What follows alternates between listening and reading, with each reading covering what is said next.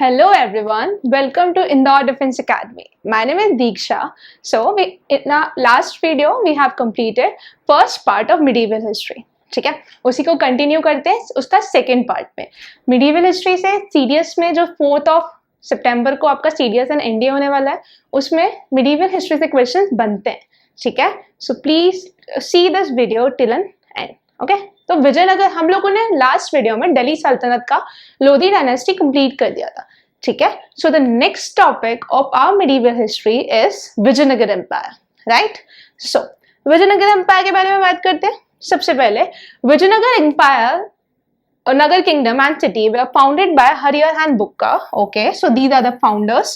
ठीक है, आपसे डायरेक्ट क्वेश्चन पूछेगा who were the founder of Vijayanagara empire. So कौन थे? हरियर एंड बुक्का. ठीक है, और उन्होंने जो अपना एम्पायर था वो कहाँ पे फाउंड किया? On the southern bank of the river Tungabhadra. Very very important, on the southern bank of river Tungabhadra. ठीक है, ये last to last year question पूछा गया है कि जो विजयनगर एम्पायर था वो किस रिवर बैंक पे सिचुएटेड था. It was situated on the river bank Tungabhadra. ठीक है, भूलना नहीं, it's a very important part of this particular topic. Right, उसके बाद उन्होंने अपनी कैपिटल क्या बनाई? हम्पी. ओके, हम्पी कैरियट का नाम सुना होगा. हम्पी कैरियट. कैरियट क्या होता है? रथ होता है. ठीक है, चैरियट भी बोलते हैं, कैरियट भी बोलते हैं अकॉर्डिंग टू यू. ठीक है, so this is the same Hampi chariot is the capital of Vijayanagar empire. जो किसने फाउंड की थी? Harihara and Bukka. Very important, on the river bank of Tungabhadra. ठीक है, so they serve under Veera Ballala third the Hoysala king. अब देखो क्या होता है ना कि एक राजा का बेटा राजा बनता है और एक ऐसा भी होता है कि एक कमांडर हो सकता है किसी आर्मी का, या फिर कोई वर्किंग पर्सन हो सकता है किसी के अंडर काम कर रहा है, and ultimately suddenly he come into the power. तो हरियर एंड बुक्का किसके अंडर काम करते थे? होशाला किंग. ठीक है, वेरी इंपॉर्टेंट, होशाला किंग वीर भल्लाल थर्ड के अंडर. ओके, सो 4 फैक्ट्स क्लियर हो गए. हरियर बुक्का ने फाउंड करी on the river bank of Tungabhadra. किसको फाउंड किया? विजयनगर एम्पायर को. ठीक है, उसके बाद उन्होंने अपनी कैपिटल क्या बनाई? हम्पी. ठीक है, उसके बाद वो कहाँ सर्व करते थे? बिफोर बिकमिंग एन एम्पायर और founding an empire they work under Hoysala king name Veera Ballala third. ठीक है, अब देखो जो विजयनगर एम्पायर है ना, जैसे हमने दिल्ली सल्तनत को काफी पार्ट में डिवाइड किया था, आपको सीक्वेंस याद है? शॉर्ट ट्रिक बताई थी, क्या बताया था? फूल खिला तुम सुगंध लो. ठीक है, तो फूल इज स्लेव. ठीक है, खिला इज खिलजी, टुंग से तुगलक डायनेस्टी, स से सैयद डायनेस्टी, एल से लोधी डायनेस्टी. ठीक है, तो this is the sequence of Delhi Sultanate. Same way there was the sequence of Vijayanagar empire as well. ठीक है, तो उनका एक सीक्वेंस है सासा तुआ. ठीक है, तो these was the dynasty inside the Vijayanagar empire. तो पहली डायनेस्टी कौन सी है? संगम. Sangama age, Sangama dynasty. उसके बाद Saluva dynasty, Tuluva dynasty and Aravidu dynasty. ठीक है, 4 कैसे याद करेंगे? सासु तुआ. ठीक है, संगम, सुलूब, तुलूब, अराविडू. राइट, तो Aravidu was the last, Sangama was the first. तो आप कॉमन सेंस लगाओगे तो हरियर एंड बुक्का किस डायनेस्टी से बिलोंग करेंगे? संगम से ना, because that was the first. Okay, so remember this. तो ये सेम ही लिखा हुआ है यहाँ पे. Vijayanagara period can be divided into 4 distinct dynasty, Sangama, Saluva, Tuluva and Aravidu. ठीक है, अराविडू डायनेस्टी में एक बैटल ऑफ तालीकोटा होता है 1565 एडी में. बहुत इंपॉर्टेंट है, क्वेश्चन बनता है. ठीक है, बैटल ऑफ तालीकोटा. ठीक है, इसको बैटल ऑफ राक्षस तंगड़ी भी बोलते हैं. ठीक है, सो वेरी वेरी इंपॉर्टेंट. क्या है सीक्वेंस? सासु तुआ, संगम, सुलूब, तुलूब, अराविडू. ठीक है, एक आप लोगों ने नाम सुना होगा कृष्णदेव राय. अभी तेलानी रामा सब टीवी पे एक शो आता था, तेनाली रामा. तेनाली रामा जो थे किसके कोर्ट में थे? In the court of Krishnadeva Raya.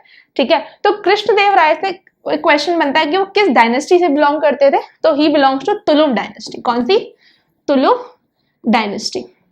ठीक है, तो this is the basics of our Vijayanagar empire. और देखते हैं आगे, इससे कुछ इंपॉर्टेंट फैक्ट्स हैं, ये देख लेते हैं.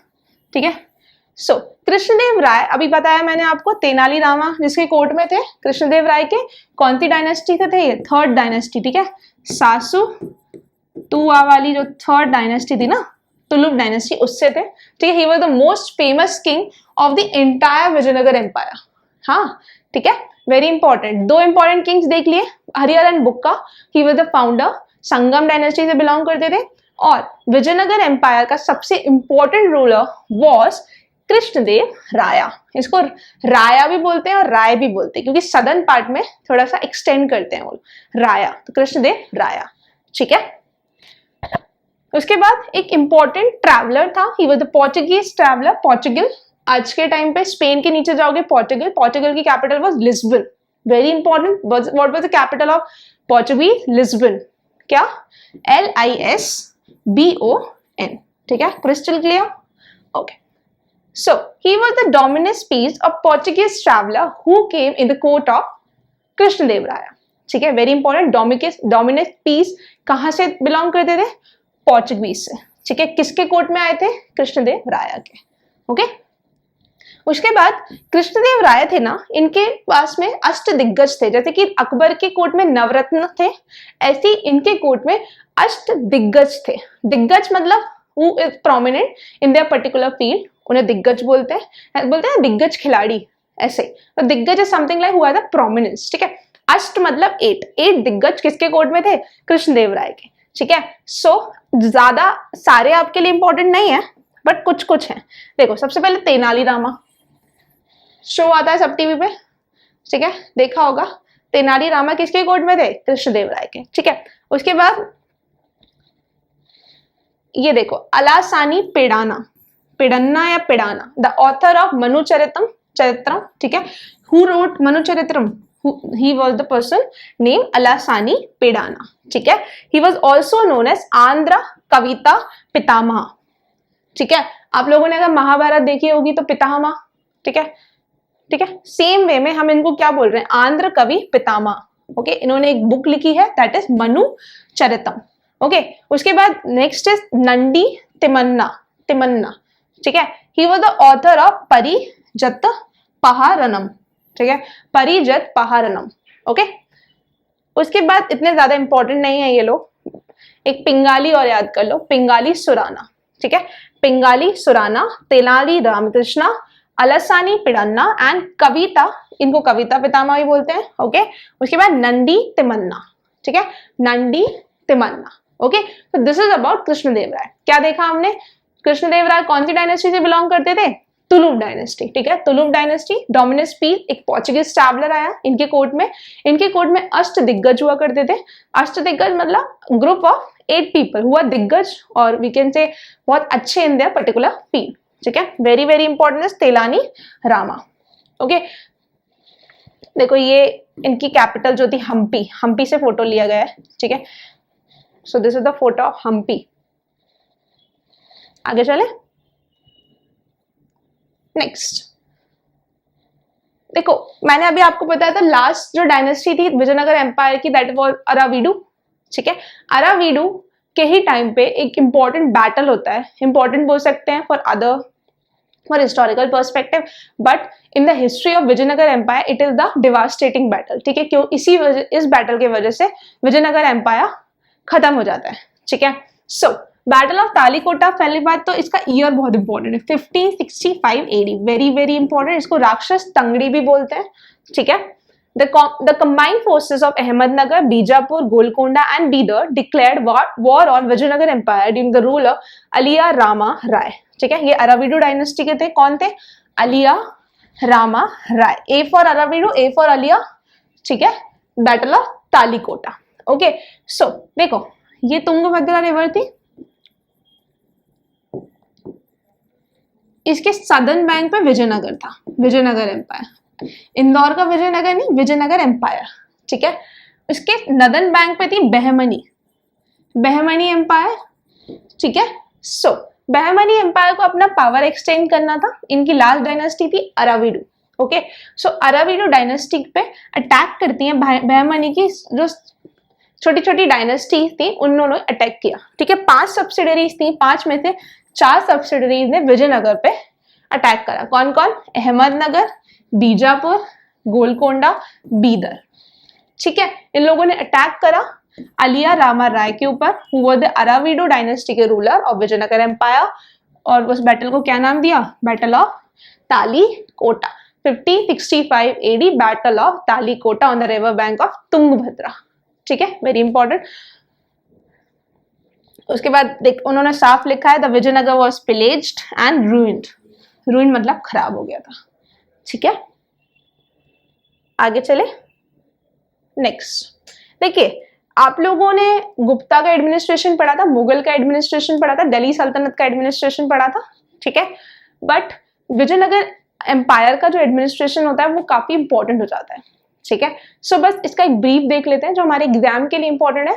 प्लीज देखो, जो नयंकर सिस्टम था वो special feature of provisional administration. हमारे यहाँ स्टेट्स होते हैं, स्टेट्स को प्रोविंस बोलते हैं। ठीक है, ऐसी प्रोविंशियल एडमिनिस्ट्रेशन के लिए उन्होंने एक सिस्टम बनाया था, that is known as Nayankara system. Nayankara system आपसे डायरेक्टली पूछेगा कि Nayankara system related to which dynasty? That is Vijayanagar empire. ठीक है, so that was the administration for the provincial subjects. ठीक है, प्रोविंशियल एरिया या प्रोविंशियल एडमिनिस्ट्रेशन के लिए ये पर्टिकुलर सिस्टम बनाया गया था। ठीक है, उसके बाद अयंगर सिस्टम वो special feature of village administration. जैसे कि हमारे यहाँ पंचायत होती है, ठीक है, उसी तरह से यहाँ पे अयंगर सिस्टम था। तो याद रखना, प्रोविंस एक किंग होता था, उसके नीचे प्रोविंशियल सिस्टम, उसके नीचे विलेज सिस्टम। प्रोविंशियल सिस्टम को क्या बोलते थे? नयंकर। ठीक है, नयंकर। ओके, और विलेज सिस्टम को क्या बोलते थे? अयंकर। ठीक है,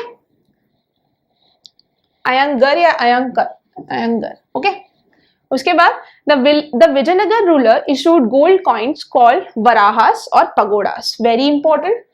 ठीक है, गोल्ड कॉइन इशू करे विजयनगर एम्पायर ने, इसको क्या बोलते थे? वराहस या पगोडास। Very very important. ठीक है, तो चार चीजें देख ली। First, Vijayanagara administration is very important. जो उनका प्रोविंशियल एडमिनिस्ट्रेशन था उसको बोलते थे नयंकर। जो उनका विलेज एडमिनिस्ट्रेशन था उसको क्या बोलते थे? अयंकर। ठीक है, king was at the head. Okay, उसके बाद इनका गोल्ड कॉइन इशू करे थे, इसको क्या बोलते थे? वराहस या पगोडास। Very very important. ठीक है, नेक्स्ट, अभी हम लोगों ने देखा बैटल ऑफ तालीकोटा होता है। 4 सब्सिडरीज ऑफ बहमनी में कौन कौन थी? अहमदनगर, गोलकोंडा, बीदर और जल्दी बताइए। It was Ahmednagar, Bijapur, Golconda and Bidar. ठीक है, बीजापुर हमने मिस कर दी थी, दैट वाज बीजापुर। ठीक है, सो इनके बीच में बैटल होता है। अब बैटल के पहले हम बहमनी देख लेते हैं। बहमनी एम्पायर क्या था, किसने फाउंड करा, what was the significance of Bahmani empire. ठीक है, सो बहमनी एम्पायर हमने देखा था, विजयनगर एम्पायर को किसने फाउंड किया था? हरिहर एंड बुक्का ने। बहमनी एम्पायर को फाउंड करता है हसन गंगू। ठीक है, very important name, Hasan Gangu. Okay, he was the founder of Bahmani kingdom. Bahmani kingdom disintegrated into 5 kingdoms, namely, ठीक है, disintegration होता है, काफी ज्यादा होता है, काफी बार होता है। ठीक है, तो बहमनी एम्पायर जो था आपका डिसइंटीग्रेट होता है 5 फर्दर सब डिविजन्स में। So what was this? That first was Bijapur, ठीक है, अहमदनगर, बरार, गोलकोंडा एंड बीदर। ठीक है, अब ये जो 5 सब्सिडरीज बनी थी, उन 5 सब्सिडरीज में अपनी अपनी डायनेस्टीज थी। ठीक है, अपनी अपनी डायनेस्टी थी। पहले 5 सब्सिडरी याद कर लो, कौन कौन सी थी? Ahmednagar, Bijapur, Golconda, Berar and your Bidar. ठीक है, बी से 3 है, देखो 3B AC। ठीक है, AG, 3B AG। Okay, 3 A से कौन कौन है? 3 B से कौन कौन है? बीजापुर, बीदर एंड बरार। ठीक है, ए से कौन है? अहमदनगर, और जी से कौन है? गोलकोंडा। ठीक है, वेरी इंपॉर्टेंट। अब देखो, इनके अपनी अपनी डायनेस्टीज थी, अपनी अपनी डायनेस्टीज ने रूल करा, अपना अपना नाम दिया। वो क्वेश्चन बनता है आपके एग्जाम में। ठीक है, सीडीएस ने क्वेश्चन पूछा है इससे, तो एक बार देख लो। देखो, फर्स्ट पहला आता है बीजापुर। ठीक है, आदिल शाही डायनेस्टी, ठीक है। सपोज अ दिल इज शेप ऑफ बीज, शेप, दिल का शेप ये होता है, बीज का शेप ये मान लो, तो थोड़ा सा सिग्निफिकेंट शेप है, मतलब सिमिलर शेप है, तो आदिल शाही डायनेस्टी बीजापुर, ठीक है। उसके बाद अहमदनगर, अहमदनगर निजाम शाही, ठीक है, अहमदनगर निजाम शाही। हजरत निजामुद्दीन सुना है, निजामुद्दीन दिल्ली, हजरत निजामुद्दीन से डायरेक्ट ट्रेन किधर जाती है, अहमदनगर या फिर अहमदाबाद भी सोच सकते हो, ठीक है। तो अहमदनगर निजाम शाही, ठीक है। उसके बाद बरार इज इमाद शाही, ठीक है, बरार रिपीटेड है, आर आर, ठीक है, रिपीट कर रहा है, तो who repeat the same word, mad people repeat the same word, ठीक है। तो I am mad and I am repeating the R again and again, तो बरार इमाद शाही। देखो इसके लिए ट्रिक बनानी पड़ती है याद करने के लिए, ठीक है, किसी को ऐसे याद नहीं होता है। सबसे पहले हमने देखा बीजापुर, बीजापुर में क्या था, बीज इज शेप ऑफ अ दिल, ठीक है, आदिल शाही। उसके बाद अहमदनगर, अहमदनगर हजरत निजामुद्दीन से कहाँ डायरेक्ट ट्रेन जा रही थी, अहमदनगर, तो हजरत अहमदनगर निजाम शाही डायनेस्टी। उसके बाद देखा Berar, are are repeating, who is repeating the same word, a mad person, that is Imad Shahi, ठीक है। उसके बाद गोलकोंडा, देखो अगर आप कुतुब मीनार जाओगे ना, कुतुब मीनार देखना, तो आपको दिखेगा Qutub Minar is in goal shape, ऐसा गोल शेप है और लंबा है, ठीक है, लंबा गोल शेप, तो गोलकोंडा कुतुब शाही डायनेस्टी, गोलकोंडा कुतुब शाही डायनेस्टी, ठीक है। उसके बाद आता है बीदर, बीदर बरीद शाही। देखो बीदर और बरीद में ना सेम स्पेलिंग है, बीदर लिखो और बरीद लिखो, सेम स्पेलिंग्स हैं, बस इधर उधर फेर बदल कर दिया, ये आई इधर चला गया, आर इधर चला गया, ए इधर चला गया, डी इधर चला गया, ठीक है, स्पेलिंग का फेर बदल है, बाकी सब सेम है। तो ऐसे याद करना कि बीदर में कौन सी डायनेस्टी थी, बरीद शाही, ठीक है, याद हुआ। सबसे पहले 5 डायनेस्टी में डिवाइड करा गया बहमनी किंगडम को, जिसने फाउंड किया था हसन गंगू ने, ठीक है। पहला वॉस बीजापुर, बीजापुर बीज दिल आदिल शाही, ठीक है। फिर आपका अहमदनगर, कहां से, निजामुद्दीन से ट्रेन आई थी, तो निजाम शाही, ठीक है। उसके बाद गोल बरार, आर आर रिपीटिंग, तो इमाद शाही, ठीक है। उसके बाद आता है गोलकोंडा, कुतुब मीनार किस शेप में है, गोल शेप में, तो गोलकोंडा कुतुब शाही, ठीक है। उसके बाद बीदर बरीद शाही, ठीक है, वेरी वेरी इजी। उसके बाद द बहमनी कैपिटल, देखो कैपिटल देखा था हम लोगों ने विजयनगर एम्पायर की, दैट वाज हम्पी। अब हमें किसकी कैपिटल देखनी है, बहमनी एम्पायर की, ठीक है। बहमनी एम्पायर कहाँ पे थी, तुंगभद्रा के नदन साइड में थी, ठीक है। एक चीज और ध्यान रखना कि जो तुंगभद्रा था ना, ओके, यहाँ पे बहमनी, यहाँ पे विजयनगर, यहाँ पे एक इंपॉर्टेंट दुआब हुआ करता था, दैट इज रायचूर दुआब, रायचूर दुआब, ठीक है। इसके वजह से इनके बैटल चलते रहते थे, किसके, बहमनी और विजयनगर के। तो आपसे क्वेश्चन पूछे कि Raichur Doab was the centre of dispute between which two empire, that is Bahmani and Vijayanagar, very very important, ठीक है। अब देखो कैपिटल हम लोगों ने उसकी देखी थी विजयनगर की, दैट वाज हम्पी, ठीक है। तो इसकी भी कैपिटल होगी, तो इसकी कैपिटल क्या थी, Ahsanabad, that is also known as Gulbarga, ठीक है, असासनाबाद गुलबर्गा, ठीक है, गुलबर्गा याद रख लो, असासनाबाद, ठीक है। उसके बाद में इन्होंने अपनी कैपिटल किधर शिफ्ट कर दी थी, टू मोहम्मदाबाद, जिसको बीदर भी बोलते हैं, ठीक है। बाद में कैपिटल कहां शिफ्ट कर दी, मोहम्मदाबाद बीदर, ठीक है। 2 कैपिटल थी, असासनाबाद गुलबर्गा एंड मोहम्मदाबाद बीदर, ओके।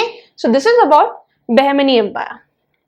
आगे चले, अब देखो हम लोगों ने दिल्ली सल्तनत कर लिया, ठीक है, हम लोगों ने राजपूत किंगडम भी देख लेते, हमने विजयनगर एम्पायर भी कर लिया। अब जो नेक्स्ट इंपॉर्टेंट टॉपिक जो आपका आता है ना, that is religious movement. 2 religious movement important थे मेडिवल हिस्ट्री के, one was Bhaktism and other was Sufism, ठीक है। भक्तिज्म जो था वो हिंदू रिलीजन से रिलेटेड था, और सूफिज्म जो रिलेटेड था दैट इज थ्रू इस्लाम, ठीक है। मिडीवियल में हमने 2-3 रिलीजन देखे थे, दैट वाज जैनिज्म, बुद्धिज्म। ऐसी मिडीवियल में आपके काफी सारे रिलीजियस मूवमेंट्स होते हैं, रिलीजियस रेनेसा भी बोल सकते हो आप इसको, ठीक है। तो पहले देखते हैं रिलीजियस मूवमेंट। सबसे पहले रिलीजियस मूवमेंट का नाम देते हैं भक्ति। भक्ति के नाम से समझ में आ जाता है चैंटिंग, स्लोगन, भजन गाना, ठीक है, भगवान को याद करना, this is something like bhakti movement is, okay. So bhakti means personal devotion to God, very good, ठीक है। हम लोग पर्सनल डिवोशन करते हैं, कुछ ऐसे कोई माला जपता है, कोई भजन गाता है, कोई ध्यान करता है, कोई मेडिटेशन करता है, तो व्हाट वाज दैट, हम डिवोशन दिखा रहे हैं टुवर्ड्स गॉड, ठीक है। So it stresses the union of the individual with God, ठीक है। हम बोल रहे हैं कि जब आप मेडिटेशन करते हैं you are connecting to the God, ठीक है, एक लिंक क्रिएट करते हैं आप, तो this is what the bhakti movement the aim was, ठीक है। उसके बाद bhakti movement originated in southern south India. सबसे इंपॉर्टेंट क्वेश्चन, जो भक्ति मूवमेंट था वो ओरिजिनेट हुआ था फ्रॉम सदर्न इंडिया, ठीक है। और टाइम पीरियड आपके एग्जाम के लिए इंपॉर्टेंट नहीं है तो मत पढ़ो। उसके बाद द नयनास हु वर्शिप शिवा। देखो ये बहुत फेवरेट क्वेश्चन है एनडीए का भी और सीडीएस का भी। देखो जो शिवा को वर्शिप करते हैं those are known as Nayanas, ठीक है, और जो विष्णु को डिवोट करते हैं those are known as Alvars, ठीक है। So very important, Nayanas and Alvars, ठीक है।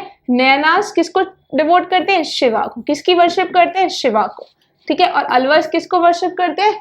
विष्णु को, ठीक है। Very important. आगे चले। अब देखो कोई मूवमेंट आता है तो मूवमेंट को करने वाले लोग होते हैं, ठीक है। तो भक्ति मूवमेंट को भी बहुत सारे सेंट्स थे, प्रीचर्स थे, उन्होंने आगे बढ़ाया, ओके। तो जो भी सेंट्स होते हैं, प्रीचर्स होते हैं, इनफैक्ट जो टीचर्स भी होते हैं उनकी अपनी फिलोसफीज होती है, उनके पढ़ाने का तरीका होता है। सेम वे जो भक्ति मूवमेंट के जो सेंट्स थे उनकी अपनी अपनी फिलोसफीज थी। तो वो देखते हैं सबसे पहले फिलोसफीज, ठीक है। रामानुचार्य की फिलोसफी था विशिष्ट अद्वैत। क्या? विशिष्ट अद्वैत, ठीक है। उसके बाद निम्बार्क की थ्योरी क्या बोलती थी? दैट वाज द्वैत अद्वैत। क्या? द्वैत अद्वैत, डुअलिज्म, ठीक है। उसके बाद माधवाचार्य की थ्योरी थी, दैट वाज द्वैत, ठीक है। उसके बाद शंकराचार्य, ठीक है, शंकराचार्य जो बहुत प्रोमिनेंट है, ठीक है, इन्होंने 4 धाम की भी स्टैब्लिशमेंट किया था, ठीक है, बहुत सारे पीठ बनाए, okay. Shankaracharya very important. Shankaracharya की जो फिलोसफी थी that was Advaita, non dualism. देखो बिल्कुल डिफरेंट है dualism and non dualism. Nimbarka और शंकराचार्य की बिल्कुल अपोजिट फिलोसफीज थी, ठीक है। सो शंकराचार्य एक चीज और बोलते थे कि अहम ब्रह्मास्मि, अहम ब्रह्म अस्मि, ठीक है। मतलब वो बोलते थे कि इंसान के अंदर ही भगवान बसते हैं, ठीक है। तो नॉन डुअलिज्म मतलब भगवान और इंसान अलग अलग चीज नहीं है, they are one thing, okay, एक ही चीज है बोलो, ओके। तो नॉन डुअलिज्म की थ्योरी कौन बोल देते हैं? शंकराचार्य, जिसको बोलते हैं अद्वैतवाद, ठीक है। अहम ब्रह्मास्मि, मैं ही भगवान हूं, ठीक है। आगे चले। वैसे आपसे इनसे क्वेश्चन नहीं पूछते हैं बट थोड़ा बहुत पता होना चाहिए, ठीक है। अब देखो भक्ति के कुछ सेंट्स होंगे, राइट। एक स्कूल में टीचर्स होती हैं, ठीक है। तो मूवमेंट क्या है? टीचिंग का।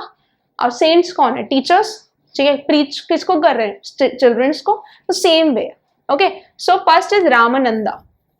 देखो हमने देखा था भक्ति मूवमेंट जो था आपका वो कहां से ओरिजिनेट हुआ था? सदर्न इंडिया से, ठीक है। बट ये नदर्न इंडिया तक भी पहुंचा है, ठीक है। आज भी अगर आप नॉर्थ इंडिया जाओगे तो पीपल वर चैंटिंग, ठीक है, praying, meditating, okay. So Ramananda was the first great saint in northern India, ठीक है।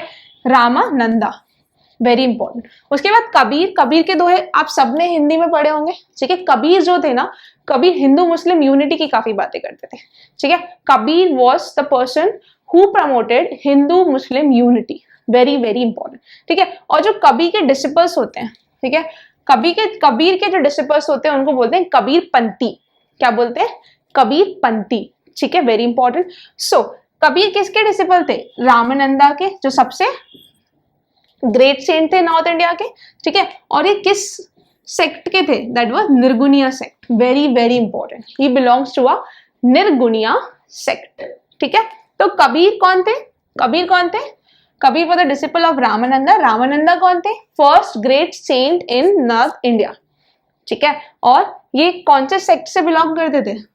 ही belongs to a Nirguniya sect, ठीक है। निर्गुण, सदगुण, निर्गुण, ओके। उसके बाद आते हैं गुरु नानक देव, वेरी इंपॉर्टेंट, ठीक है। सिखिज्म से रिलेटेड है, founder of Sikhism. He was the social reformer and a Nirguniya sect, ठीक है। निर्गुणिया सेंट हमने 2 देख लिए, कबीर एंड गुरु नानक, ठीक है। वो ये बोलते हैं कि जो भगवान है उसका कोई फॉर्म नहीं होता, गॉड इज फॉर्मलेस, निर्गुण, ठीक है। सो गॉड इज फॉर्मलेस, तो कौन बोलता है? कबीर भी बोलते हैं एंड गुरु नानक भी बोलते हैं। इसलिए अगर आप जाओगे कभी सिक्किम, मतलब कभी गुरुद्वारा जाओगे, तो आपको वहां कहीं मूर्ति नहीं दिखेगी, ठीक है, बिकॉज दे बिलीव इन निर्गुण, ओके। वो एक गुरु ग्रंथ साहिब जी की पूजा करते हैं, ठीक है, उनके यहाँ मत्था टेकते हैं। सो उनकी ये फिलॉसफी, ओके। उसके बाद आते हैं चैतन्य महाप्रभु। आपने काफी सुना होगा इनके बारे में, चैतन्य महाप्रभु। वेस्ट बंगाल अगर आप जाओगे ना, तो आपको इनकी फिलॉसफी और इनके प्रीचर ज्यादा मिल जाएंगे, ठीक है, इनके डिसिपल्स भी मिल जाएंगे। सो ही बिलोंग्स टू कृष्ण भक्ति कल्ट, ठीक है, एंड फाउंडर ऑफ गौड़िया और बंगाल वैष्णविज्म। देखो, बंगाल वैष्णविज्म मतलब जो विष्णु भगवान को मानते हैं, कृष्णा को मानते हैं, ठीक है। और हमने उनको नाम क्या दिया था? अलवर्स। नैनास कौन थे? शैविज्म वाले, ठीक है। सो चैतन्य महाप्रभु वेरी इंपॉर्टेंट, कृष्ण भक्ति कल्ट को प्रमोट करते हैं, ठीक है, एंड फाउंडर ऑफ गौड़िया या बंगाल वैष्णविज्म, ठीक है। अगर आप वृंदावन जाओगे, ठीक है, वहां पे एक पागल टेम्पल है, यहाँ पे प्रेम मंदिर भी बोलते हैं उसको। सो यू विल फाइंड कि that was following the Chaitanya Mahaprabhu वाला कल्ट, ठीक है, वो सेम ही चीज है। उसके बाद आता है आपका पुरंदरा दास, नॉट इम्पॉर्टेंट, बस ये है कि कार्नेटिक म्यूजिक को उन्होंने फाउंडेशन लेड की थी, ठीक है। कार्नेटिक म्यूजिक क्या होता है? दो तरह के म्यूजिक्स होते हैं, हिंदुस्तानी म्यूजिक जो नदर्न इंडिया में प्रमोट होता है, ठीक है, फॉलो होता है, और एक होता है कार्नेटिक म्यूजिक, ठीक है, जो कि सदर्न इंडिया में फॉलो अप होता है। तो किसने इसको फाउंड या लीड किया था? ही वॉज पुरंदरा दास, पुरंदरा दास, ठीक है। उसके बाद आते हैं वल्लभाचार्य। वल्लभाचार्य, इन्होंने पुष्टि मार्ग को स्टैब्लिश किया। किसको? पुष्टि मार्ग, ठीक है। Vallabhacharya establish the principle of पुष्टि मार्ग, ठीक है, वेरी इंपॉर्टेंट। सो रामानंदा देख लिए, कबीर देख लिए, गुरु नानक जी देख लिए, चैतन्य महाप्रभु, पुरंदरा दास, कार्नेटिक म्यूजिक, ठीक है, और वल्लभाचार्य, ठीक है। आगे चले, नेक्स्ट देखो, ये सेंट्स जो है ना काफी इंपॉर्टेंट हो जाते हैं, because recently in Hyderabad PM Modi have inaugurated statue of equality. Equality, आपने एक स्टैचू ऑफ यूनिटी का नाम सुना होगा, वो किसकी है? सरदार वल्लभ भाई पटेल की। और एक है रामानुजाचार्य की, रामानुजाचार्य, हमें अभी देखे थे रामानुजाचार्य, तो इनकी स्टैचू 213 फीट की है ये, ठीक है। It's the second tallest standing sitting statue, sitting statue, second tallest sitting statue is situated in Hyderabad. It is 213 meter tall, ठीक है, in हैदराबाद। तो क्या बोलते हैं? स्टैचू ऑफ इक्वालिटी किसकी है? रामानुजाचार्य की, ठीक है। ये एक भक्ति सेंट थे। कौन थे? इसलिए इंपॉर्टेंट हो जाता है क्योंकि यूपीएससी का ट्रेंड होता है, वो जो करंट में जो न्यूज रहती है, करंट में जो चीजें लाइमलाइट में रहती है, उनसे क्वेश्चन पूछता ही पूछता है, ठीक है। सो हम अपॉर्चुनिटी क्यों मिस करें, हम इस आंसर को सही करके आएंगे, right. Next question, sorry question नहीं है, हमारी स्लाइड है। देखो, कुछ और इंपॉर्टेंट सेंट्स हैं जो कि आपको महाराष्ट्र में मिलेंगे, ठीक है। इनसे ऐसा क्वेश्चन नहीं आता, बट एक दो से आ सकता है, बस देख लो एक बार। First was who was the founder of Bhakti movement in Maharashtra? Was Gyandev या जनदेव, ठीक है। उसके बाद ना, इसको भगवत गीता का कंटेम्प्रेरी बोलते हैं महाराष्ट्र में, ठीक है। क्या था वो? भावार्थ तडिपिका, ठीक है, भावार्थ अडिपिका, ओके। उसके बाद नामदेव, नामदेव वो द फाउंडर ऑफ विट्टोवा या विट्ठलकल, वेरी वेरी इंपॉर्टेंट नामदेव। अगर आप लोगों ने भजन सुने होंगे, नामदेव के भजन भी आते थे, ठीक है। सो वो विट्ठल कल्ट के फाउंडर हुआ करते थे, विट्ठोबा या विट्ठल कल्ट, ठीक है, also known as Warkari sect. Question पूछा भी गया है, वरकारी सेक्ट के फाउंडर कौन थे? ही वॉज नामदेव, ठीक है, नामदेव जी। उसके बाद एकनाथ शिंदे का नाम सुना है आप लोगों ने? एकनाथ शिंदे जो है अभी रिसेंटली सीएम है महाराष्ट्र के, ठीक है। सो एकनाथ शिंदे मत याद करना। एकनाथ एक भक्ति सेंट थे। ही रोड भावार्थ रामायण, ठीक है, रामायण की कंटेम्प्रेरी थी। कौन? भावार्थ रामायण, ठीक है। उसके बाद आते तुकाराम, संत तुकाराम, बहुत इंपॉर्टेंट है। अगर आप महाराष्ट्र जाओगे ना, महाराष्ट्र में आपको लोगों के ये नाम काफी मिल जाएंगे, जनदेव, ठीक है, नामदेव, एकनाथ, तुकाराम, रामदास, ठीक है। So Tukaram wrote devotional poetry known as Abhangas. कौन? अभंगार। वरकारी सेक्ट, विट्ठल कल्ट या विठोबा कल्ट किसने फाउंड करा था? नामदेव ने, ठीक है। उसके बाद एकनाथ ने क्या लिखी? रामायण लिखी, ठीक है। Namdev was the founder of Bhakti movement in Maharashtra, ठीक है। तुकाराम, उन्होंने क्या लिखी? Devotional poetry known as Abhangas, Abhangas, very important, ठीक है। उसके बाद रामदास, रामदास ने एक इंपॉर्टेंट बुक लिखी है, दैट इज 10 बोध, ठीक है। क्या बोलते हैं इसको? 10 बोध, ठीक है। देखो राम जी किसके बेटे थे? दशरथ के बेटे थे, ठीक है, दशरथ भगवान के बेटे थे, तो रामदास 10 बोध, हो जाएगा याद। आगे चले, ओके। Next is Sufism. देखो भक्तिज्म जब हुआ हिंदू में तो सूफिज्म आया इस्लाम में, ठीक है। सूफिज्म में भी वही करते थे, कुम्पाया, कुम्पाया सुना है आपने? तो कुम्पाया जो गाना है आपका, कुन कुन पाया कुन, ये वाला जो गाना है आपका, ये सूफिज्म से प्रमोटेड है, सूफिज्म से इंस्पायर्ड है, ठीक है, कुन पाया। उसके बाद काफी ज्यादा सॉन्ग्स अगर आपने देखा होगा, लोग इस तरह से दे जस्ट डांस, ठीक है, व्हाइट ड्रेस पहनते हैं और ऐसा उनका हाथ मूवमेंट होता है एंड दे जस्ट डांस, तो दैट इज द सूफिज्म, ठीक है। They have different way of devotional, ठीक है, गॉड को डिवोशन प्रिटेंड करने का अलग उनका मेथड है, ठीक है। तो Sufism was divided into different silsilas, silsilas में डिवाइडेड था सूफिज्म, ठीक है, अलग अलग सिलसिला थे। फर्स्ट देखते हैं, या फिर ऑर्डर भी बोलते हैं इनको, ठीक है। और अब खुद हर एक सिलसिला के अपने ओन पीर होते थे। सिलसिला मतलब आज का स्कूल मान लो, ये सिलसिला है, मतलब ये स्कूल 1 है, ये स्कूल 2 है, ठीक है। अब अपने अपने स्कूल के पीर होते थे, पीर मतलब गाइड। अब पीर कौन हो सकता है? टीचर्स हो सकते हैं, प्रिंसिपल्स हो सकती हैं, ठीक है। सिलसिला स्कूल ऑर्डर देता था, कौन? Guide, who was the guide of that particular silsila, he was known as पीर, ठीक है, पीर having its own पीर, जिनको बोलते थे ख्वाजा या शेख। ख्वाजा मेरे ख्वाजा, ये गाना भी है, this is also related to Sufism, ठीक है, ख्वाजा मेरे ख्वाजा, ठीक है। सो जो पीर होता था, जो गाइड होता था, उसको बोलते थे ख्वाजा या शेख, ठीक है।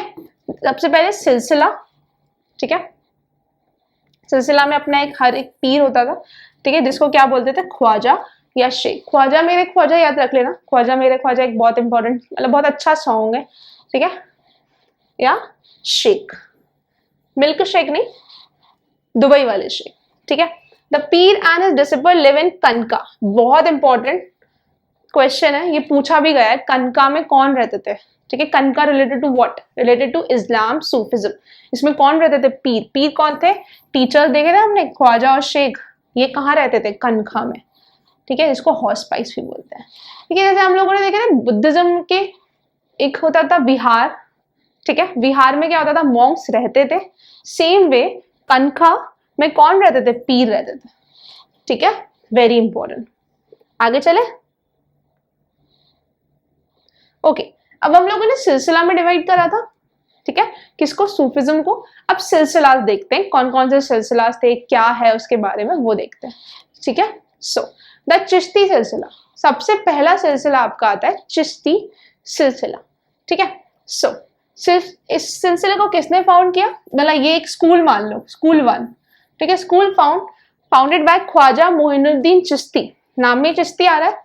अगर आप अजमेर जाओगे, इनकी दरगाह जो है वो काफी फेमस है, ठीक है। Who made Ajmer as the centre of learning, his disciples were Sheikh Hamiduddin and Qutbuddin Bakhtiyar Kaki, very important. सिलसिला देखा, ठीक है, हर सिलसिले का अपना पीर होता था। पीर को क्या बोलते थे? शेख और ख्वाजा, ठीक है। ख्वाजा किधर रहता था? कनखा में। कनखा को क्या बोलते थे? हॉर्स पाइस, समझ आ गया। अब बहुत सारे सिलसिलात है, तो सिलसिला नंबर 1, सिलसिला नंबर 1 वाज चिश्ती सिलसिला, ठीक है। Who was the founder of Chishti सिलसिला? मोहिनुद्दीन चिश्ती। ख्वाजा, देखो ख्वाजा तो वो पीर के लिए यूज कर रहे हैं, ख्वाजा मोहिनुद्दीन चिश्ती, जिन्होंने अपना सेंटर ऑफ लर्निंग क्या बनाया? अजमेर में, ठीक है। चिश्ती, ये अभी दरगाह भी काफी फेमस है, ठीक है। सो इनका सेंटर था अजमेर। अब जब सेंटर होगा, मान लो स्कूल होगा, स्कूल में चिल्ड्रंस आएंगे, डिसिपल्स आएंगे, तो 2 इंपॉर्टेंट डिसिपल्स थे इनके, कौन थे? शेख हमीउद्दीन एंड कुतुबुद्दीन बख्तियार काकी। याद रखना कुतुबुद्दीन बख्तियार काकी किस सिलसिला से रिलेटेड थे? He was related to Chishti Silsila, Chishti Silsila, ठीक है। उसके बाद Baba Farid the disciple of Sheikh Nizamuddin Auliya made Delhi as an important centre. Sheikh Nizamuddin Auliya बहुत इंपॉर्टेंट है, बाबा फरीद थे, ठीक है, जो कि निजामुद्दीन औलिया के डिसिपल थे। उन्होंने किसको सेंटर बनाया? दिल्ली को बनाया, ठीक है। निजामुद्दीन, हजरत निजामुद्दीन नाम भी सुना होगा, दिल्ली को बोलते हैं, ठीक है। उसके बाद Sheikh Nasiruddin Mahmud famously known as Nasiruddin Chirag e Delhi was also the famous Chishti saint. ये सारे चिश्ती सेंट है, ठीक है। शेख हमीउद्दीन, कुतुबुद्दीन बख्तियार काकी, शेख निजामुद्दीन औलिया, बाबा फरीद, शेख नजरुद्दीन महमूद, और जिसको क्या बोलते थे, ये क्वेश्चन पूछा गया, नसीरुद्दीन चिराग ए दिल्ली। नसीरुद्दीन चिराग ए दिल्ली किस सिलसिला से रिलेटेड थे? He was related to Chishti Silsila, ठीक है। C for Chishti, C for Chirag, okay. उसके बाद नेक्स्ट सिलसिला आता है सुहरावादी Silsila. Suhrawardi Silsila, he was founded, it was founded by Sheikh Shihabuddin Suhrawardi. इनके नाम में सुहरावादी आ रहा है, ठीक है। इन्होंने, it was established by Sheikh Bahauddin Zakariya in India. He set up Kanka at Multan and received the title Sheikhul Islam. कुछ इंपॉर्टेंट नहीं है, ये नहीं पूछेगा आपसे, आप सिर्फ चिश्ती सिलसिला के बारे में याद रखना। किसने फाउंड किया? ख्वाजा मोइनुद्दीन चिश्ती। कैपिटल क्या बनाई, मतलब सेंटर क्या बनाया लर्निंग का? अजमेर। इनके इंपॉर्टेंट डिसाइपल्स थे, कौन कौन थे?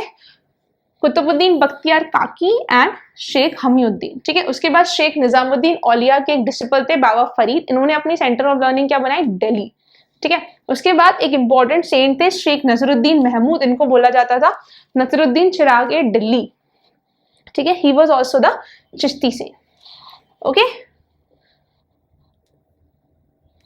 नेक्स्ट देखो, अब मिडिवल हिस्ट्री का सबसे इंपॉर्टेंट पार्ट। पहले तो पूछता था सीडीएस इससे ज्यादा क्वेश्चन, बट अब धीरे धीरे डिक्रीज कर रहा है, क्योंकि अब they are more focusing over the modern history. Modern history का भी हम एक वीडियो लेके आएंगे, सारी मॉडर्न हिस्ट्री कवर अप करेंगे, क्योंकि मॉडर्न हिस्ट्री से बिलीव मी क्वेश्चन बनते हैं, ठीक है। सो अब मुगल हिस्ट्री को देखते हैं। मुगल हिस्ट्री थोड़ी लेंदी हिस्ट्री है, इसीलिए मैंने इसको बहुत कट आउट करके, कट शॉर्ट करके इतना बनाया है, ठीक है। सबसे पहले आता है आपका फाउंडर। हर चीज का फाउंडर देख लिया था, तो इसका भी फाउंडर देखना पड़ेगा, है ना। So the founder is Babur, ठीक है, very important. Babur was the founder of Mughal dynasty, okay. The founder of Mughal dynasty, the first Mughal empire भी बोल सकते हैं, ठीक है। 1526 से 1530, क्योंकि देखा था ना 1206 से 1526 तक कौन थी? दिल्ली सल्तनत थी, ठीक है। लास्ट रूलर कौन था? लोधी डायनेस्टी थी। उसके बाद आ जाता है आपका मुगल, ठीक है। सो 1526 से 1530 तक बाबर ने रूल किया। उसके बाद in 1526 he defeated the sultan of Delhi, that is Ibrahim Lodi. Ibrahim Lodi को डिफीट करता है and is Afghan supporter at Panipat का first battle and capture Delhi and Agra. 1526 में एक फैक्ट क्लियर हो गया कि पानीपत में फर्स्ट बैटल हुआ था। किस किस के बीच में हुआ था? Akbar, Babur and Ibrahim Lodi. Very important. Babur, BA, BA किधर करा तुमने? पानीपत में, है ना। पानीपत में बीए किया 1526 में। तो बी से बाबर, ए से इब्राहिम लोदी, बीआई, बीआई किया है हमने, एआई की जगह बीआई किया है। या फिर आईबी, आईबी का हेड ऑफिस किधर है? पानीपत में, ठीक है, ऐसे याद रखना। आईबी पानीपत 1526, ठीक है। सो उसके बाद in 1527 he defeated Rana Sanga, Rajput ruler and allies at Khanwa, a place near west of Agra, ठीक है। पहले 1526 में एक बैटल होता है बाबर और इब्राहिम लोदी का, that is known as battle of Panipat, BOP, ठीक है। उसके बाद 1527 में दूसरा बैटल होता है, दैट इज खानवा का युद्ध, खानवा बैटल। ये किस किस के बीच में होता है? राणा सांगा और बाबर का, ठीक है। तो this is the important war which Babur fought, okay. Next ruler is Humayun, Humayun, ठीक है। 1526 से 1530 तक किसने रूल किया? बाबर ने, फिर आता है आपका हुमायूं, पहले 10 साल रूल करता है, उसके बाद 15 साल के लिए गाया, फिर 1 साल रूल करता है, ठीक है। So came to power soon after the death of his father Babur, very nice, forcefully driven to Pakistan, Afghanistan by the Muslim rebel शेर शाह सूरी। ओहो, शेर शाह सूरी जो थे वो 15 साल के लिए रूल करते हैं, ठीक है। इन्होंने हुमायूं को हरा दिया था। हुमायूं जब हारता है तो पाकिस्तान चला जाता है, ठीक है, या फिर आप अफगानिस्तान भी बोल सकते हैं, पाकिस्तान अफगानिस्तान वाले रीजन में चला जाता है। उसके बाद, ठीक है, 1540 में जाता है और फिर रिटर्न करता है आफ्टर 15 ईयर्स, दैट इज 1555 में आता है। ईयर आपके लिए बिल्कुल इंपॉर्टेंट नहीं है, बट एक रफ स्केच बन जाएगा, ठीक है। उसके बाद ही एनकरेज, अब जब वो रूलिंग में आया 1555 में, ठीक है, तो उसने क्या एनकरेज किया? He encourage Persian artist for their fine arts, brought 2 of them from the school of Bizad to teach Akbar the lesson of drawing, ठीक है। पर्शियन आर्ट बहुत ज्यादा प्रमोट किया, किसने? हुमायूं ने, हुमायूं, ठीक है। हुमायूं की एक वाइफ थी गुलबदन बेगम, उन्होंने हुमायूं नामा लिखा है। It was the biography of Humayun. कौन थी इनकी बेगम? गुलबदन बेगम, पत्नी कह सकते हैं, ठीक है। उसके बाद he died accidentally by falling down from the stone staircase, staircase से गिरने से इनकी डेथ हो जाती है, ठीक है। बाबर देख लिया था, बाबर ने 2 इंपॉर्टेंट बैटल लड़े थे, पहला पानीपत का, फिर खानवा का, ठीक है।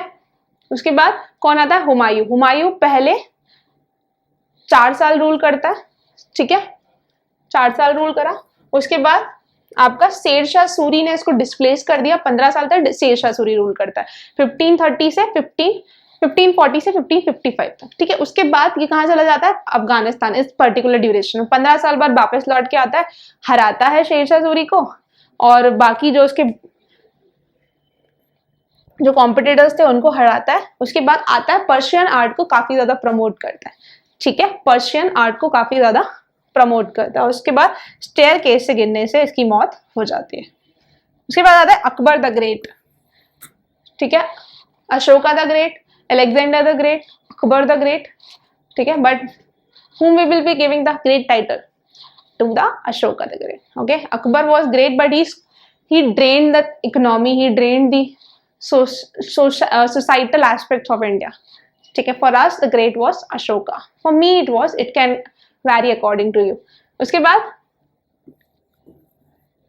डेथ हो गई हुमायूं की। हुमायूं का बेटा कौन था?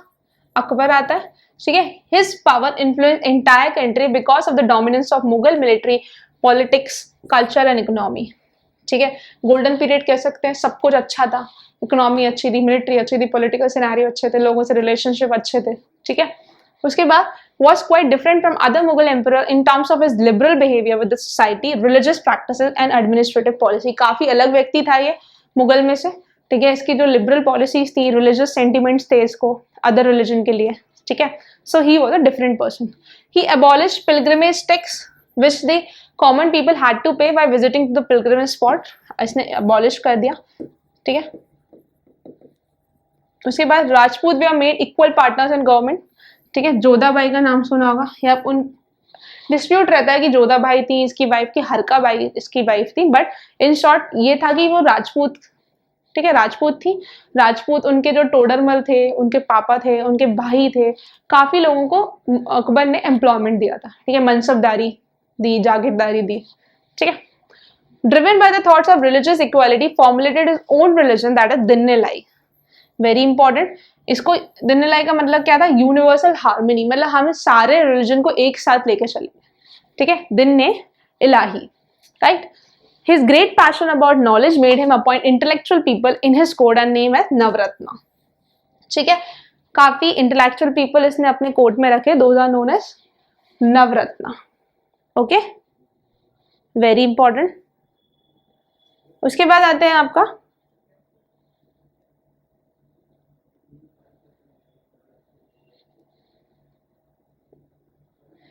आगे चले, नेक्स्ट। सो अकबर का बेटा जहांगीर, ठीक है, इसको the only heir that survived and rule the Mughal dynasty after Akbar, ठीक है, एक एबल रूलर था।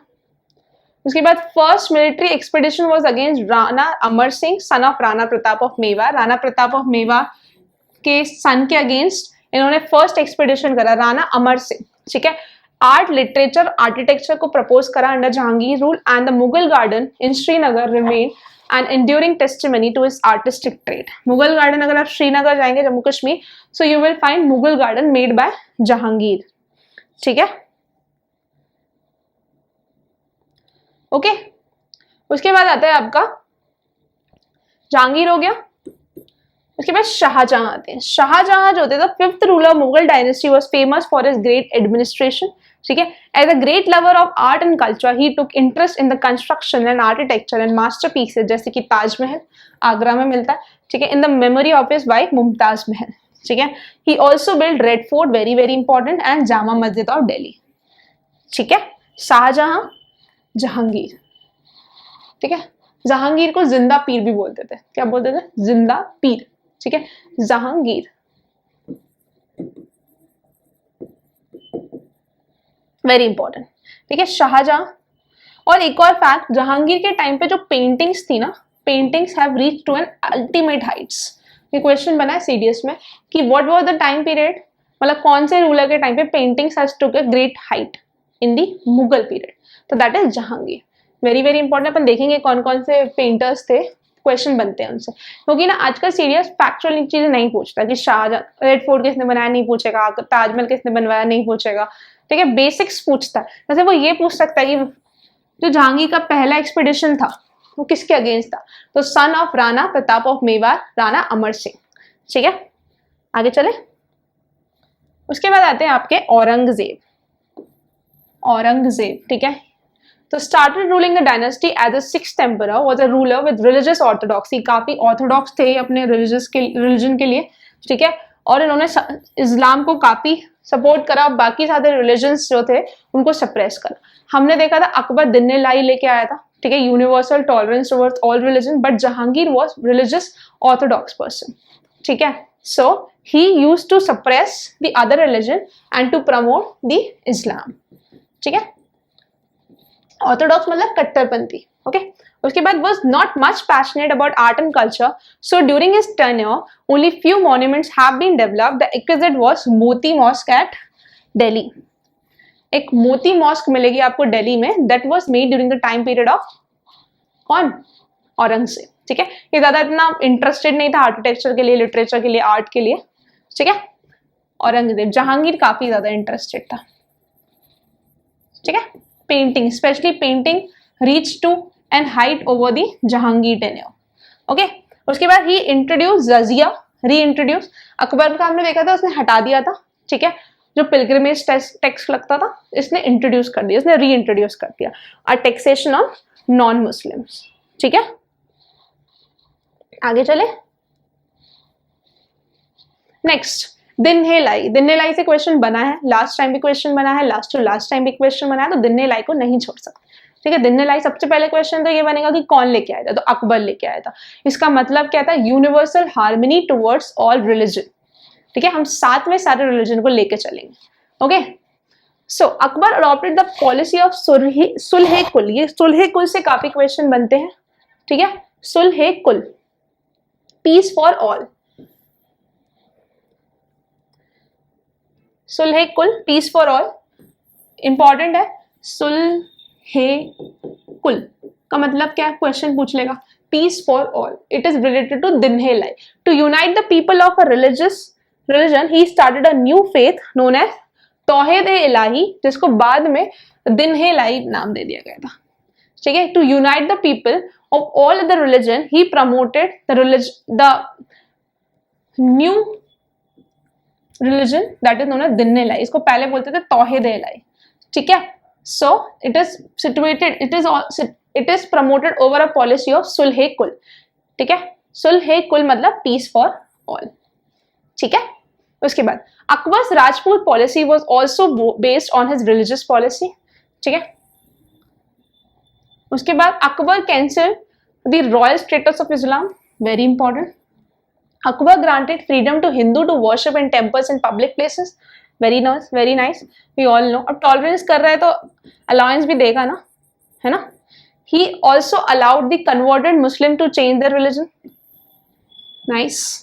उसके बाद द क्रिश्चियनरी missionaries were are allowed to propagate their idea, इसलिए क्रिश्चियन मिशनरीज जो आई उनको भी अपना आइडिया प्रोपोगेट करने का टाइम दिया, ठीक है। उसके बाद he never discriminated on the basis of caste and religion and give equal opportunity to all to hold government position, ठीक है। हम लोगों ने देखा था इसके यहाँ राजपूत भी थे, ठीक है, क्रिश्चियंस भी थे, सब लोग थे, रिलीजियस टॉलरेंस था। Because of the policy adopted by Akbar, the ulemas lost their position and were annoyed to such an extent that they issued fatwa against it. fatwa एक नोटिस दे दिया कि तुम रिलीजियस के दायरे में काम नहीं कर रहे, तुम दायरे से बाहर जा रहे हो, तो फतवा मिल गया, ठीक है। He changed the Jagir to Khalisa land and reduced the allowances of noble. Khalisa land, जागीर, खलीसा बोलते थे इसको, ठीक है।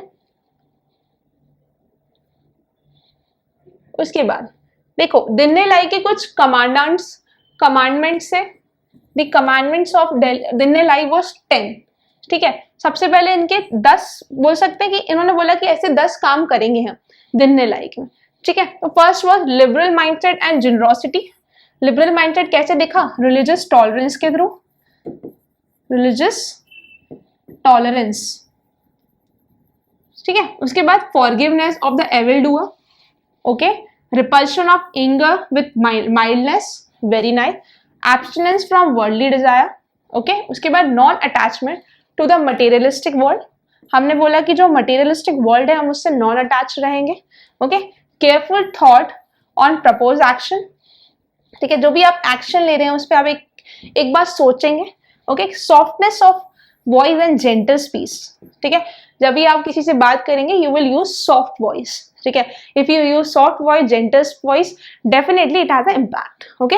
उसके बाद good treatment with fellow brethren, okay, जो भी आपके साथ फेलो काम कर रहे हैं, हो सकता है वो सुपीरियर हो या आपसे इंफीरियर हो, ठीक है, सबॉर्डिनेट हो, so you should give a good treatment to them, right. उसके बाद total break from bad character, आप लोग अपना कैरेक्टर बहुत सही रखेंगे, you should break from your bad character. उसके बाद dedication to soul in the love of God, very important.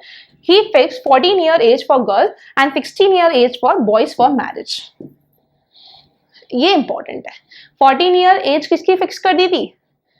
Girls की, एंड 16 ईयर एज किसकी कर दी थी? बॉयज की। अब ये क्वेश्चन कैसे बन सकता है? Recently government has reduced the age of marriage both boys and girls, ठीक है, तो ये क्वेश्चन आपको वहां से बन सकता है, ठीक है। तो कौन सा रूलर था मुगल डायनेस्टी में जिसने ये काम किया? तो ही वाज अकबर, ठीक है। अकबर के 10 क्या थे आपके कमांडमेंट्स थे, ठीक है, अंडर दिन्ने लाई। देखे उन्होंने अच्छी अच्छी बातें करी, जैसे कि बुद्धिज्म में धम्मा देखा था, उसके बाद हमने अशोका में धम्मा प्रोपोगेशन देखा था, सेम वही कंसेप्ट है आपका, ठीक है।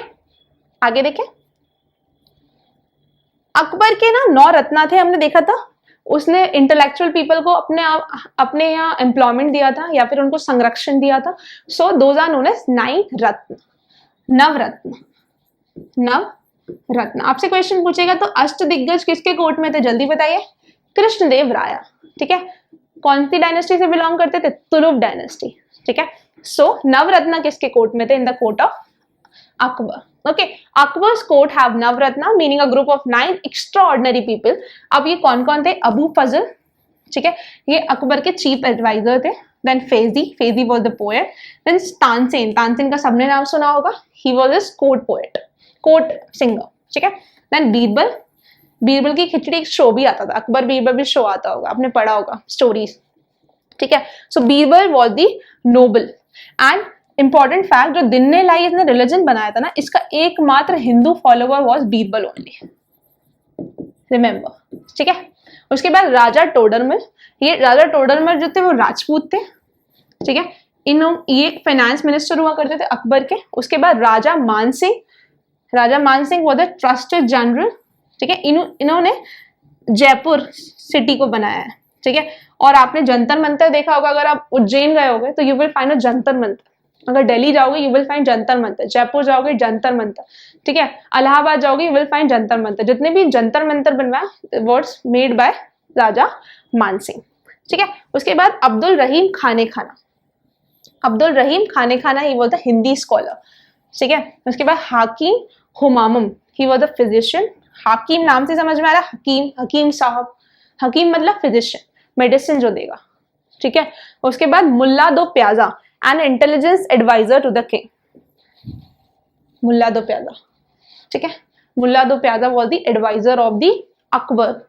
हमने 9 नौरत्ना देख लिए, अबुल फजल, फैजी, तानसेन, बीरबल, राजा टोडरमल, राजा मानसिंह, अब्दुल रहीम खाने खाना, हकीम हुमामम एंड मुल्ला दो प्याजा, ठीक है। ये इंपॉर्टेंट नवरत्न थे, आपसे क्वेश्चन बन सकता है, ठीक है। उन्होंने आपसे क्वेश्चन पूछा कि हकीम हुमामम जो थे अकबर के कोर्ट में वो कौन थे, इनमें से कौन थे, ऑप्शन दे दिया स्कॉलर, पोएट, म्यूजिशियन या फिजिशियन, तो आंसर क्या होगा, फिजिशियन, ठीक है, इंपॉर्टेंट।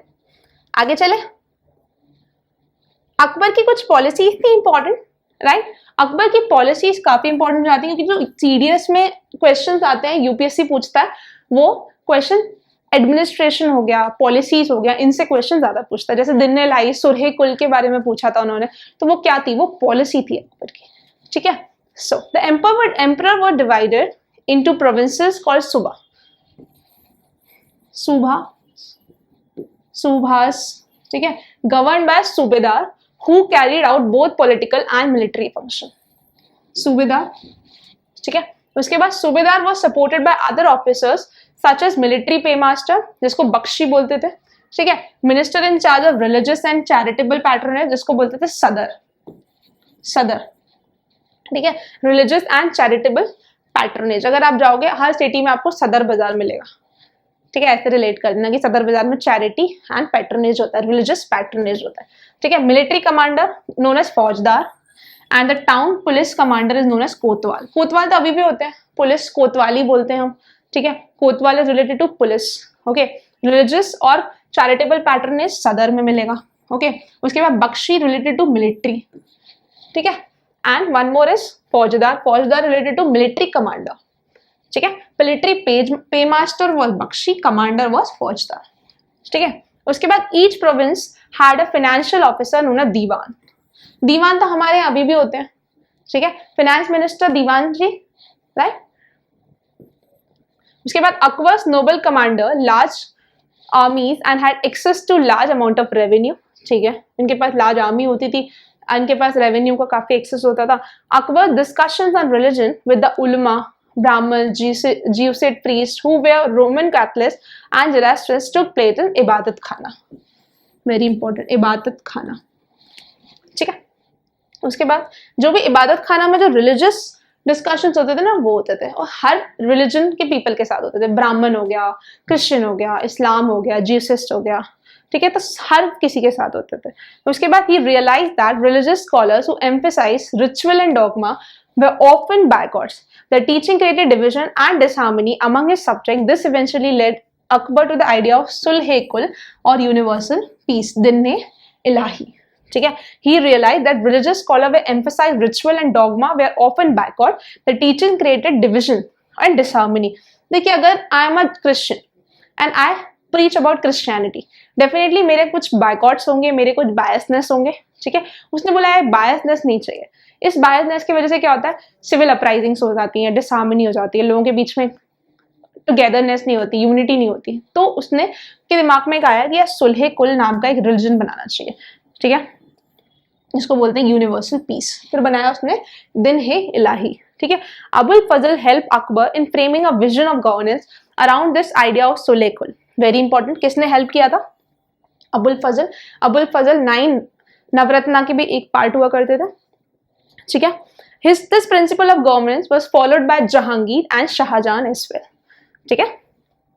दिस प्रिंसिपल जो अबुल फजल के साथ में मिलके अकबर ने बनाई थी, वो जहांगीर और शाहजहां ने भी किसी हद तक फॉलो की थी, ठीक है। आगे चले, उसके बाद कुछ 2-3 इंपॉर्टेंट चीजें हैं, रेवेन्यू कलेक्शन कैसे होता था, कौन किसको रूल करता था, वो देख लो। First is Mansabdar and Jagirdar, ठीक है। Those who join Mughal service were enrol as Mansabdar, ठीक है, Mansabdar. An individual who hold a Mansabdari means a position और रैंक, इनको रैंक मिलते थे, ठीक है, मनसब मिलते थे, रैंक मिलता था, okay. It was a grading system use by the Mughal to fix rank, salary and military responsibility. Rank, salary और मिलिट्री रिस्पॉन्सिबिलिटी का जो ग्रेडिंग सिस्टम बोलते थे उसको बोलते थे मनसबदारी सिस्टम। क्या बोलते थे? मनसबदारी सिस्टम। राजा टोडरमल के थ्रू इसमें काफी हेल्प करी गई, राजा टोडरमल। ठीक है, the Mansabdari military responsibility and Mansingh as well.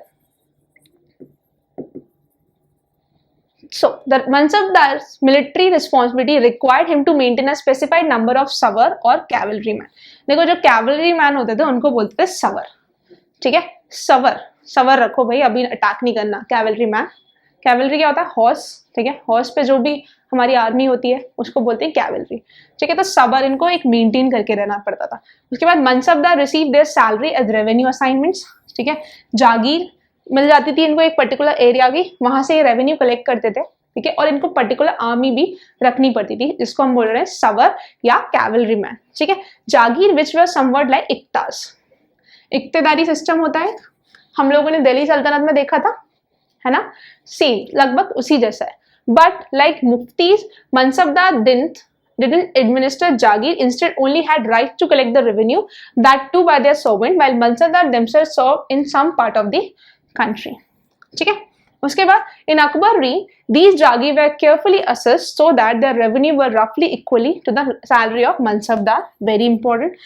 But by Aurangzeb reign, there was a huge increase in the number of Mansabdar, which mean a long way before they reached Jagir। ये आपके exam के लिए बिल्कुल important नहीं है, बस आपको ये पता होना चाहिए कि मनसबदारी सिस्टम क्या था, जागीरदारी सिस्टम क्या थी। ठीक है, उसके बाद सवर क्या था, कैवलरी मैन क्या था, बस यही पूछेगा, इससे ज्यादा नहीं पूछेगा। तो देखो, मनसबदार एनरोल करते थे जो भी इसके यहाँ काम करेगा। ठीक है, उनको एक मनसब मिलता था या पोजीशन या रैंक मिलती थी। ठीक है, it was a grading system to fix salary, आपका रैंक एंड मिलिट्री रिस्पॉन्सिबिलिटी। ठीक है, तो मनसबदारी मिलिट्री रिस्पॉन्सिबिलिटी होती थी, उनको अपना सवर या फिर कैवलरी मैन मेंटेन करना पड़ता था। ठीक है, इनको रेवेन्यू जनरेट करने के लिए एक जागीर दे दी जाती थी, उसी को बोलते थे जागीरदारी सिस्टम। ठीक है, आगे चले। सो वन मोर इंपॉर्टेंट चीज इज जब्त एंड जमींदास। वेरी वेरी इंपॉर्टेंट, यहाँ से आपसे क्वेश्चन बनते हैं, बिलीव मी। ये जो लास्ट का पार्ट हमने जो किया है ना मुगल्स का, मुगल्स में अब कोई नहीं पूछता कि हुमायूं ने क्या किया, बाबर ने क्या किया, वो पूछते हैं उनका एडमिनिस्ट्रेशन, उनकी पॉलिसीज, उनके अचीवमेंट्स। ठीक है, तो वो देख रहे हैं। Zabt and zamindar, to sustain Mughal administration rulers relied on extracting taxes from rural produce. ठीक है, जो पीजेंट्रीज होते थे, फार्मर्स होते थे, उनसे टैक्स लेकर डेफिनेटली अपना एम्पायर कैसे चलाएगा। ठीक है, अभी भी हम लोग टैक्स भरते हैं, हम लोग जीएसटी भरते हैं, इनकम टैक्स भरते हैं। ठीक है, तो these are the way in which our government runs on. Okay, second, Mughal use one term 2019 zamindar to describe all. सबको डिस्क्राइब करने के लिए उन्होंने एक टर्म बना दिया था, that is known as Zamindar. ठीक है, intermediary, whether they were local headman of village और powerful chieftain who collect these tax for ruler. कोई भी हो, इंटरमीडियरी हो जो कलेक्ट टैक्स कर रहा है, वो भी हो, सबको उन्होंने एक जनरल नाम दे दिया, that is known as Zamindar. ठीक है, उसके बाद careful survey was done to evaluate crop yield, important. On the basis of this data, the tax was fixed। Fix कर देते, पहले सर्वे कर देते, ठीक है, क्रॉप यील्ड देखते थे, उसके बाद वहां पे फिक्स कर देते थे क्या, आपका टैक्स। ठीक है, each province was divided into revenue circles with its own schedule of revenue rate for individual crop. This revenue system was known as Zabt. Suppose this is the land area, इसकी productivity x है, इसकी productivity x+1 है, इसकी productivity x+2 है, इसकी x+3 है, इसकी सबसे ज्यादा है। इसको एक सर्कल बना दो, इसको एक सर्कल बना दो, इसको दूसरा, इसको दूसरा सर्कल। ठीक है, तो उन्होंने क्या किया, हर प्रोविंस को रेवेन्यू सर्कल में डिवाइड किया और उनके अपने अपने शेड्यूल होते थे रेवेन्यू रेट कलेक्शन के। ठीक है, उसको बोलते थे, this revenue system is known as zabt. This is known as zabt, very very important. ठीक है, आगे चले। उसके बाद एक और इंपॉर्टेंट लिटरेचर में अगर हम देखें तो अकबरनामा एंड आइन ए अकबरी। आइन ए अकबरी भी बोलते हैं, आइन ए अकबरी, वैसे Ain e Akbari is very commonly used, तो आइन ए अकबरी। ठीक है, Abul Fazal wrote a 3 volume history of Akbar reign title Akbarnama. तो सबसे पहले क्वेश्चन, अकबरनामा किसने लिखा, अबुल फजल ने। ठीक है, अबुल फजल नवरत्ना में से भी एक थे अकबर के, इंपॉर्टेंट। ठीक है। उसके बाद the first volume dealt with Akbar's ancestor, बिल्कुल इंपॉर्टेंट नहीं है। Second, record the event of Akbar reign. देखो अगर डिटेल में पढ़ना है, डिटेल में अगर इन केस पूछ ले यूपीएससी, तो ऐसे याद कर लो, जो अकबर नामा था उसको 3 पार्ट, 3 वॉल्यूम्स थे। पहला वॉल्यूम डील करता था अकबर के एंसेस्टर्स के बारे में, ठीक है, Babur, Humayun, these are the ancestors, तो इनके बारे में अकबर्स एंसेस्टर, कोई ज्यादा टफ नहीं है, इजी। उसके बाद सेकंड, जो फर्स्ट वॉल्यूम, सेकंड वॉल्यूम ये डील करता था अकबर के रीजन, अकबर के रीन में क्या हुआ, अकबर ने क्या किया, अकबर ने दिन ने लाई लाया, सुलह को लाया, ठीक है। उसके बाद third is the Ain e Akbari, it deal with Akbar administration, household, army, revenue and geography of his empire. So ये था आईन ए अकबरी। तो किसने लिखी आईन ए अकबरी? अबुल फजल ने, ठीक है। ये डील करता था रेवेन्यू, एडमिनिस्ट्रेशन, उसकी मिलिट्री पावर, ठीक है, ये सब चीजें, geography, okay, very important. Akbarnama किसने लिखा? अबुल फजल ने। 3 पार्ट में डिवाइड करा है। पहला पार्ट डील करता है अकबर के एंसेस्टर्स के बारे में, सेकेंड पार्ट बात करता है जो इवेंट्स हुए अकबर की रीन में, और थर्ड बात करता है अकबर के administration, revenue, house hold, army, ठीक है। आगे देखें। अब उसके बाद मुगल का literature, very very important. Literature से क्वेश्चन बनते हैं आजकल, आर्किटेक्चर से उन्होंने क्वेश्चन कम कर दिए, बट लिटरेचर से क्वेश्चन बढ़ा दिए। तो एक बार देख लो, पहले आता है Tuzuk-e Baburi. Tuzuk-e Baburi the autobiography of Babur, खुद ने लिखी है, ठीक है। उसके बाद हुमायूं नामा। हुमायूं की एक पत्नी हुआ करती है, हिज नेम वाज गुलबदन बेगम, उन्होंने बायोग्राफी लिखी हुमायूं की। मैंने आपको भी पहले भी बताया, हुमायूं नामा किसने लिखी थी? गुलबदन बेगम ने, ठीक है। तो ये क्या थी? बायोग्राफी थी हुमायूं की। उसके बाद अकबरनामा अभी देखा रिसेंटली, अबुल फजल ने किया था। 3 इसकी वॉल्यूम थी। पहली वॉल्यूम डील विद अकबर के एंसेस्टर के बारे में, फिर अकबर के रीन में जो इंसिडेंट्स हुए वो सेकेंड वॉल्यूम बात करती थी, और थर्ड वॉल्यूम बात करती थी अकबर का एडमिनिस्ट्रेशन, रेवेन्यू, मिलिट्री, ठीक है, हाउस होल्ड, इनके बारे में। उसके बाद आता है तुबकत ए अकबरी रिटन बाय ख्वाजा निजामुद्दीन। ज्यादा इंपॉर्टेंट नहीं है, ये 2 देख लेना, 3 देख लेना ये वाली। फिर आता है तुजुक-ए जहांगीरी, ठीक है, ये जहांगीर की मेमोयर है, जहांगीर ने खुद ही लिखी है, जहांगीर ने, ठीक है, तुजुक-ए जहांगीरी। उसके बाद आता है एन ए अकबरी। एन ए अकबरी और अकबरनामा दोनों रिलेटेड है, ये इसी की 3rd वॉल्यूम है, तो सेम पर्सन ने लिखी होगी, अबुल फजल, राइट। उसके बाद सिर e Akbar, Sirr e Akbar written by Dara Shikoh, very very important, Sirr e Akbar, ठीक है, सर ए अकबर रिटन बाय दारा शिको। दारा शिको ने जो उपनिषद था उसका उर्दू ट्रांसलेशन कर दिया, ठीक है, उर्दू ट्रांसलेशन ऑफ उपनिषद। पूछा ये क्वेश्चन, सिर ए अकबरी किसने लिखी है? दारा शिको ने, जिसने आपका उर्दू ट्रांसलेशन किया गया उपनिषद का, ठीक है। एन ए अकबरी अबुल फजल, तुजुक-ए जहांगीरी जहांगीर ने, तुबकत ए अकबरी ख्वाजा निजामुद्दीन, अकबरनामा अबुल फजल, हुमायूं नामा गुलबदन बेगम, तुजुक-ए बाबरी बाबर। समझ आ गया? वेरी इंपॉर्टेंट, भूलना नहीं प्लीज, ठीक है, क्वेश्चन बनेगा यहाँ से। ये सारे अकबर तो बिल्कुल याद ही रख लेना। नेक्स्ट देखो, मैंने आप लोगों को बताया था जहांगीर के ड्यूरेशन में पेंटिंग बहुत फ्लरिश हुई थी, ठीक है। अब जो पेंटिंग जो फ्लरिश हुई उनको कोई बनाता होगा, those are known as painters, ठीक है। तो पेंटर से क्वेश्चन पूछता है सीडीएस, तो वो देख लो एक बार। पेंटर, हुमायूं के टाइम पे एक इंपॉर्टेंट पेंटर्स थे मीर सैयद अली एंड अब्दुल सामिद, ठीक है, मीर सैयद अली एंड अब्दुल सामिद। उसके बाद अकबर के टाइम पे आते हैं खुसरो अली, फखरू बेग बसावन, जमशेद दसवन, ठीक है, खुसरो अली, फखरू बेग दसावन एंड जमशेद। खुसरो, फखरू और जमशेद, ठीक है। इन्होंने इसमें introduction of Persian style, Daswanth illustrated, Razmnama and Akbarnama. Razmnama, Ramayana का उर्दू ट्रांसलेशन जो हुआ था उसको रज़्मनामा बोलते हैं, ठीक है। उसके बाद जहांगीर के टाइम पे बहुत इंपॉर्टेंट पेंटर है, ये पूछा गया, विशन दास किसके कोर्ट में थे? In the court of Jahangir, ठीक है। Abdul Hasan, Ustad Mansur, Bishan Das, Abdul Hasan and Ustad Mansur was in the court of Jahangir, ठीक है। इन्होंने हैलो का स्टार्ट किया, हैलो एक टाइप होता है पेंटिंग का, इसका स्टार्ट किया किसमें? पीरियड में, जहांगीर के पीरियड में। कौन कौन थे? अब्दुल हसन, बिशन दास, उस्ताद मंसूर। ठीक है, तो this is the important paintings and their painters, और कौन कौन से रीजन में थे एक बार और देख लो, हुमायूं, मीर सैयद एंड अब्दुल सामिद। ठीक है, अकबर, खुसरो अली, फरूक बेग एंड जमशेद। उसके बाद जहांगीर में बिशन दास, अब्दुल हसन एंड उस्ताद मंसूर। ठीक है, इंपॉर्टेंट। नेक्स्ट, उसके बाद हमने देखा था यार हुमायूं के टाइम पे शेरशाह सूरी आ गया था 15 साल के लिए, 1540 से 1555 तक। ठीक है, तब शेरशाह सूरी को देख लेते हैं एक बार। तो शेरशाह सूरी का रियल नाम was Farid, very very important.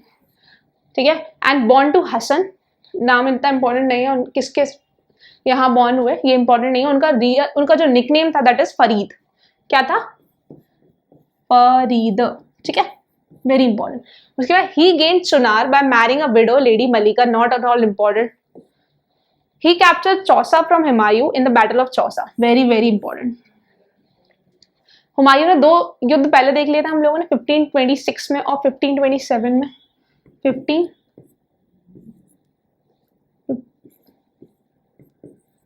ठीक है, ये 2 युद्ध पहले देख लिए थे। ओके, सो ईयर आपके लिए बिल्कुल इंपॉर्टेंट नहीं है, ये भी इंपॉर्टेंट नहीं है आपके लिए कुछ भी ईयर। आपके लिए जो इंपॉर्टेंट है बैटल ऑफ चौसा किसके बीच में हुआ? Battle of Chausa took place between Humayun and Sher Shah Suri. ठीक है, very important. Chausa, he annexed Kannauj after defeating Humayun, Kannauj को अनेक्स कर लिया था। ठीक है, he introduce a regular postal service, silver rupiya. ठीक है, और इन्होंने एक रेगुलर पोस्टल सर्विस इंट्रोड्यूस करी, और उन्होंने एक बिल्ड करा पुराना किला, इट इज इन दिल्ली। ठीक है, और ग्रैंड ट्रंक, जीटी रोड सुना होगा, ग्रैंड ट्रंक रोड। ठीक है, grand trunk road that was made by शेर शाह सूरी। ठीक है, मलिक मोहम्मद जायसी, सब लोगों ने पद्मावत मूवी देखी है, पहले उसको पद्मावती बोलते थे बट उसका नाम चेंज कर दिया पद्मावत। तो जो पद्मावत है, जो बुक है, वो किसने लिखी है? मलिक मोहम्मद जायसी ने। वो किसके कोर्ट में थे, मतलब किसके कंटेम्पररी थे? ड्यूरिंग द रीन ऑफ शेर शाह सूरी। ठीक है, 3 चीजें देखी, Farid, battle of Chausa, Purana Qila, grand trunk road and Malik Muhammad Jayasi. ठीक है, इसके बाद so this is the completion of our medieval history. ठीक है, हम लोगों ने मिडीवियल हिस्ट्री का पूरा एक समरी देख लिया। पहले, इससे पहले दिल्ली सल्तनत तक देखा था, अब उसके आगे देख लिया। ठीक है, so medieval history is completed. Please watch this video till the end. ठीक है, क्योंकि आपको काफी ज्यादा हेल्प मिलेगी। दीज आर द तथास्तु topics for your CDS and NDA exam. Okay, so अब जो नेक्स्ट वीडियो हम लेके आएंगे that will be of modern history. ठीक है, so thank you, I hope you like the session.